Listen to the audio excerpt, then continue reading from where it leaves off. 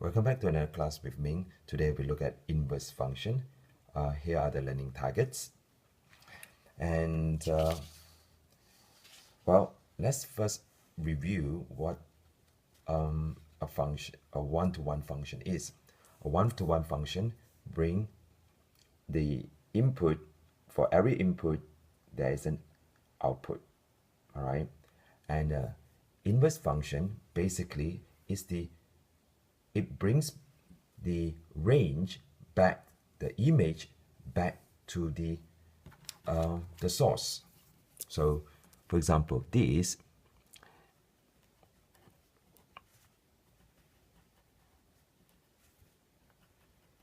all right, if this is function f here, then the inverse function is represented by -1.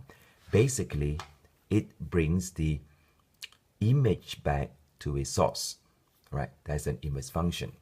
So it can happen in a one-to-one function.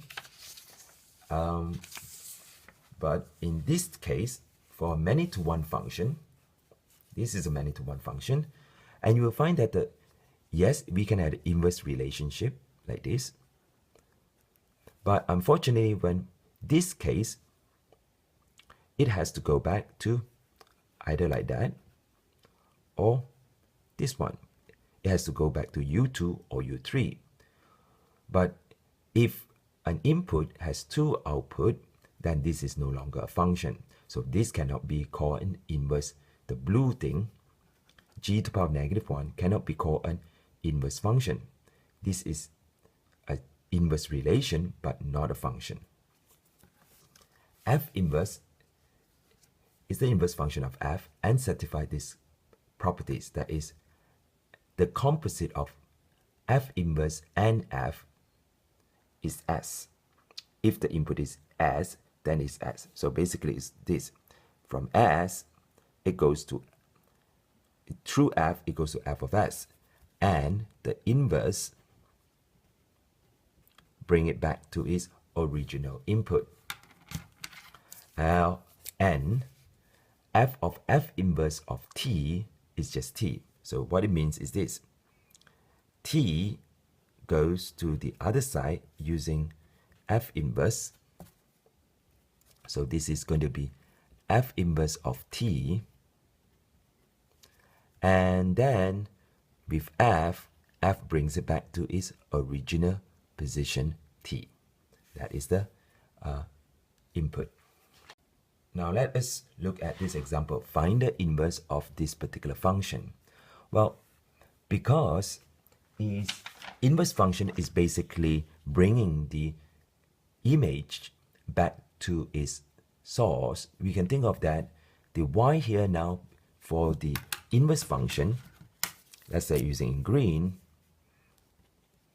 this is going to be x1, that's going to be x2, that's going to be x3. For the inverse function, that's going to be the y1, that's output 1, that's output 2, and here is output 3. Then we can think about changing x with y, y with x. So for this particular method, we can think of it this way. You can say, well, let y to be f of x. And then, now we have y equal to 2x plus 7. Right? So this is what we have now. So then we will exchange y with x and vice versa. So now we have x equal to 2y plus 7. Now we have to solve for y because we want the inverse function. So we have to solve for y. So therefore, 2y is equal to x minus 7. Y is equal to x minus 7 divided by 2. But remember, the original function is f. So this must be reported as f inverse of x is equal to x minus 7 divided by 2. Now you should check your answer. This says multiply 2 first and then add 7. So the reverse of that thing will be minus 7 and then divide by 2. So this is okay. This is exactly what we have. So this is all right, F inverse. Now, this is not my preferred method of solving an inverse method. Now, if you return back to this particular diagram, is that it is that sometimes if S and T are the same number, right, it is possible to have this. F inverse f of x is equal to f of f inverse of x, and the whole thing, this thing, is actually equal to x, because if S and T is just the same thing, x, then this is what we have. This is what we call the identity function. This is what we call the identity function. Now, we can use this one, the one in the right hand side, this identity function here, to calculate for inverse. This, however, cannot be used for calculating inverse function because the inverse function itself is unknown. So this is what we f of f inverse. So now we consider over here, consider the inverse function.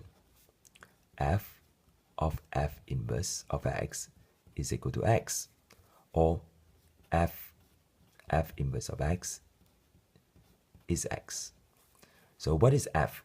Is 2 big bracket plus 7 equal to x. And within the bracket, you put f inverse of x. Therefore, now we solve for f inverse. So 2 of f inverse of x is equal to x minus 7. F inverse of x is x minus 7 divided by 2. So you're still going to have the same answer, but the method is slightly different using f of f inverse. That is the identity matrix.